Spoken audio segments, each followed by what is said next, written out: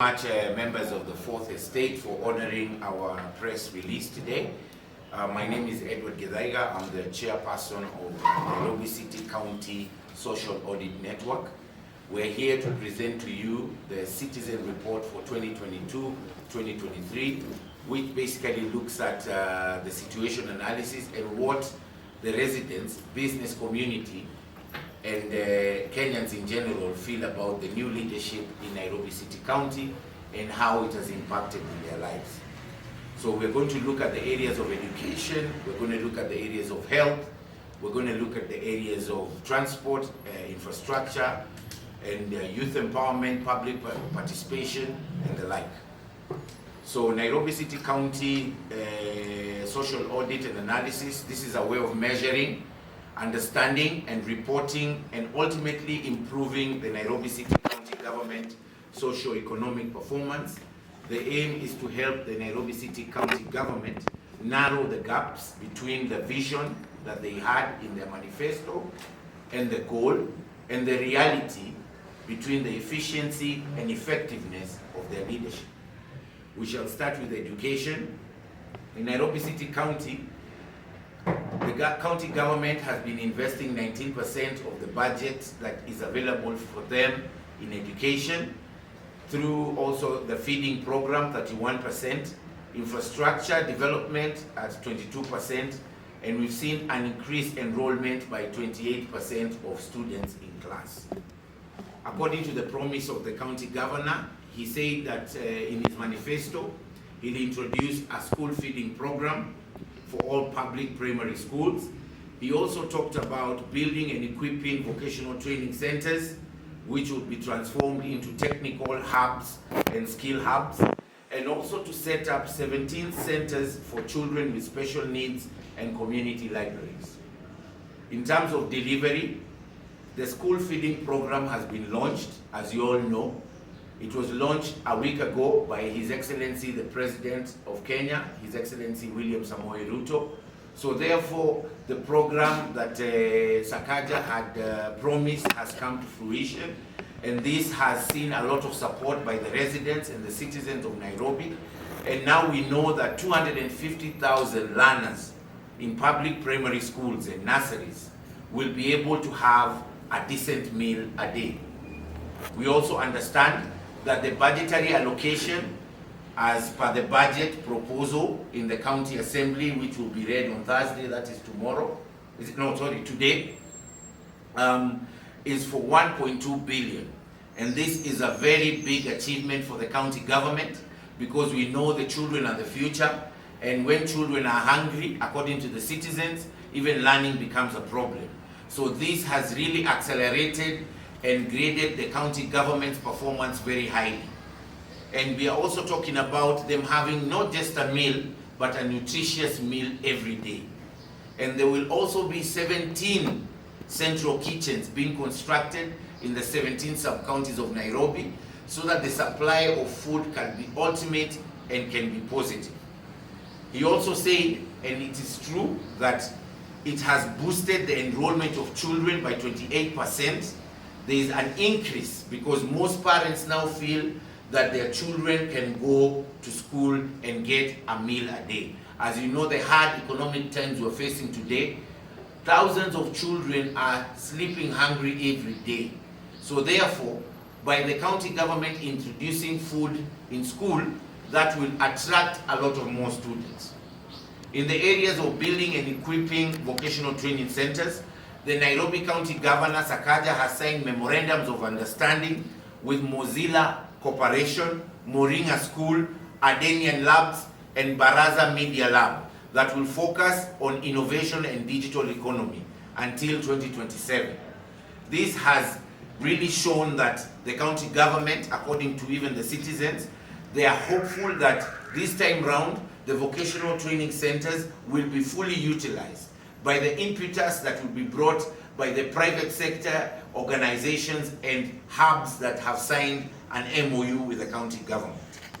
And the youth also will be able to access free digital skills training, enrollment of Moringa graduates into the county entrepreneurship and mentorship programs, We know very well the county government also has got a mentorship and entrepreneurship program whereby the students who go through the vocational training will be assimilated into the county entrepreneurship program and the marketing program so that they can be able to set up their businesses, and some have already started in that. We are also seeing an increased school enrollment has been witnessed by parents and alike in the vocational centers, and this has been brought up by the equipment of these training centers and the increase in the teachers, and therefore ensuring transition and retention from high school to vocational training centers. Other areas of impact have been increased capacity of ECD centers in public primary schools and refurbishing the existing ECDs. Also offering ECD free basic ECD education, and plans are underway also to construct 17 centers for special needs for children. This we have seen 100% transition to secondary schools through fair identification and disbursement of bursaries. There will also be in the county government for those vocational trainee graduates apprenticeships, opportunities for employment in the county government. We'll also providing psychosocial support for teaching staff and students as well. In the areas of health, in areas of medication, equipping, expansion and customer service and technology, this sector has seen the highest accolade for significant improvement in access to health facilities and medical supplies. The Nairobians have felt the impact currently taking place in Nairobi City County government-run facilities, hospitals, clinics, and dispensaries. The old stories of no medicines in county hospitals is a thing of the past. Long queuing and rude hospital workers is no longer tolerated. Expansion of Mama Lucy Hospital and Mbagathi Hospital has made citizens have increased faith in the county government management of the health sector. The promises made by the county government were including proper management of public health facilities, priority in mental health care, establishing a county blood bank, prioritizing patient engagement and experience, quality service delivery at all service points, upscaling the HDU and ICU, stocked and equipped hospitals, have specialized clinics and centers of excellence, and equipping and decentralizing ambulance and emergency services. To a new approach to the citizens have seen a new approach to the management of the entire public sector. The health sector leadership has seen an impetus in the work being conducted by the Chief Officer of Health, Jeffrey Mosiria. The citizens have said that they would normally bump into the health chief officer in the wee hours of the morning, inspecting, managing, and ensuring patients were receiving best healthcare services. The supply of medical equipment and medicines, citizens have seen a huge boost for Nairobians in the 85 and 17 sub-counties. The renaming of the Nairobi City Mortuary to Nairobi City Funeral Home and equipping it with coolers, works including installation of new cooling units, cold rooms, drainage works, which are complete. Citizens feel more dignified and appreciated by the new changes. Thirdly, hiring and engaging community health workers, who number 7,460. This has helped citizens with terminal and serious diseases access health centers easier. Citizens and communities are very happy about this. In the areas of the expansion, Pumwani Hospital expansion is underway as its title has been issued. The modern newborn clinic constructed and completed at Mbagathi has enabled citizens give back, especially in the Kibera area. The launch of the first ICU at Mama Lucy has brought increased access to health facilities by Nairobians especially in the Eastlands area. The launch of the second intensive care unit at Mbagathi has also helped. In the areas of affordability, healthcare has impressed the citizens, because before, most of the private hospitals was where you were able to get quality health facility, but now with the equipping and allowing medicine, putting medicines at the hospitals has enabled citizens to access it, and therefore has created a great impression on the health sector. In the areas of trade, the markets have seen an increased usage at 21%. The hawkers also have seen an increased availability of space in the county. The areas of licensing, there is more licenses that have been issued. Therefore, that shows there is a lot of more new businesses that have come up. And in the area of public participation, that as well.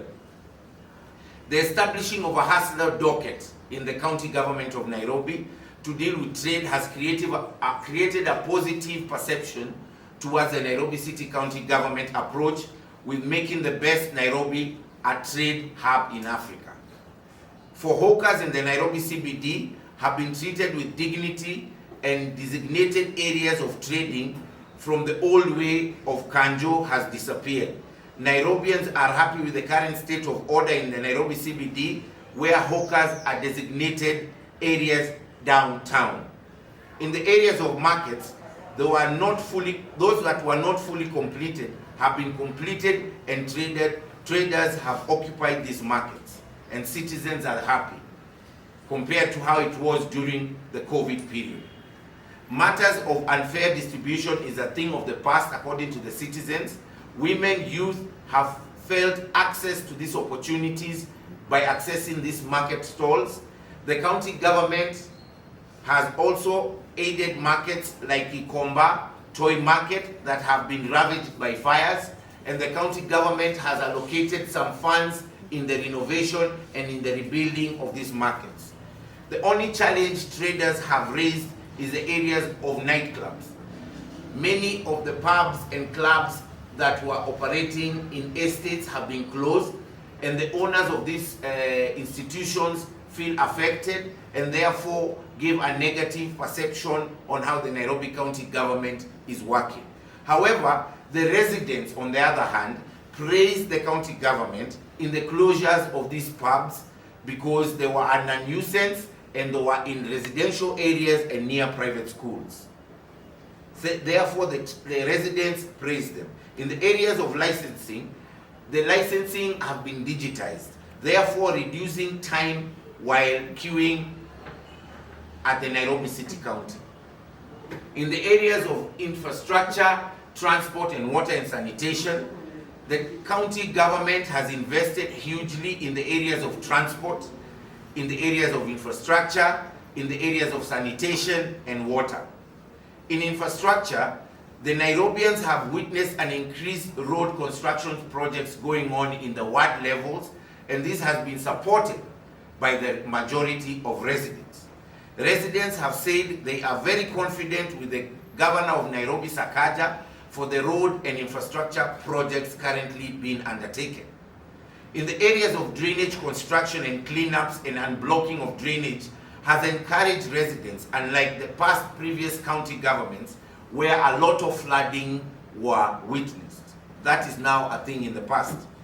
Approvals of the expressway exit was much welcomed by the Nairobi residents. The completion of the Uhuru and Nairobi Park comes as a plus to residents, awaiting its official opening, and this has also seen the safari rally being launched at the Uhuru Park. Matatu decongestion program has also received support by majority of residents. The change of use by of the Nairobi terminus has been welcomed by residents because residents were saying the Nairobi terminus is too far for them to access, and therefore residents are waiting to see the new Nairobi terminus, where it's going to be located, and also where it is now. According to the county government, they are waiting to see the public participation so that they can give their views. In the areas of Boda Boda, Border recognition through border circles have been seen a lot. Have seen a more organized sector currently allowed to pick and drop in the CBD. Residents are happy, and the border riders especially, after the waiver was given to release the impounded borders. The borders are able now to access the CBD, and therefore residents are able to access the CBD faster because the borders have designated dropping spots to drop and pick the residents. Access to water and sanitation has been improved, and there is a lot of work going on with the Nairobi City Water Company to ensure that access to water and sanitation is there. And as you have all seen in the social medias, where there is issues of drainages, the county government has been able to clear these drainage issues of sewerage blockages at the fastest time possible. So the Nairobi City County residents are happy about that. In areas of public participation, inclusivity, policy consideration, and grassroots engagement. In public participation inclusivity, residents, businesses, private sectors all feel appreciated by the Nairobi County government under His Excellency Johnson Sakaja for the effort he has put in ensuring public participation gets first priority in all county matters by appointing CECs and chief officers in charge of the public participation. This has helped the public be informed on upcoming county development plans, county budgetary plans, service delivery charters, alcohol control measures, and sound pollution regulations, among others. Community involvement in these areas of sport facilities such as the Dandora Stadium, which is soon to be open, thanks to public participation. In areas of grassroots engagement, the citizens at the grassroots felt that the Nairobi City County government presence is felt, and they are involved in grassroots. In areas where garbage collection has been neglected, it is the grassroots engagement that has helped sort out this menace.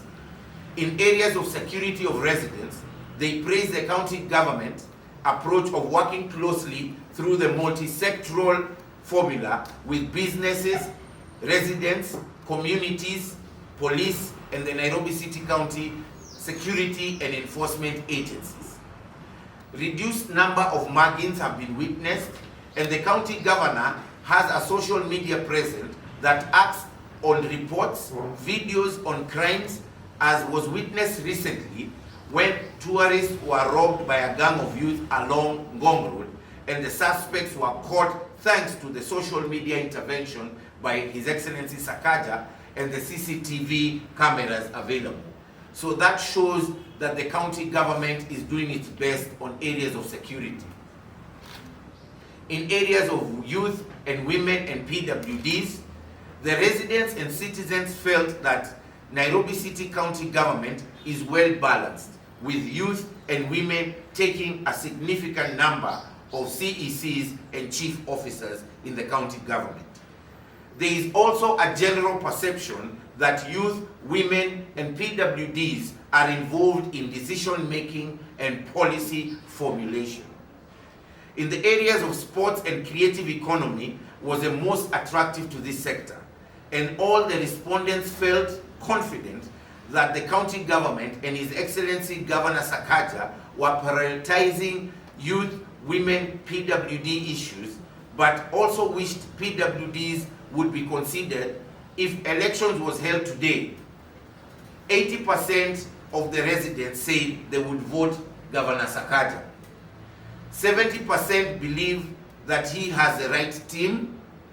60% believe there is room for improvement. 45% want Governor Sakaja to hold monthly sectorial meetings, and 70% say water access has increased in city estates, and it can increase more if more resources are allocated. However, citizens felt that they were not confident with the Nairobi City water management. Thank you very much. That is the end.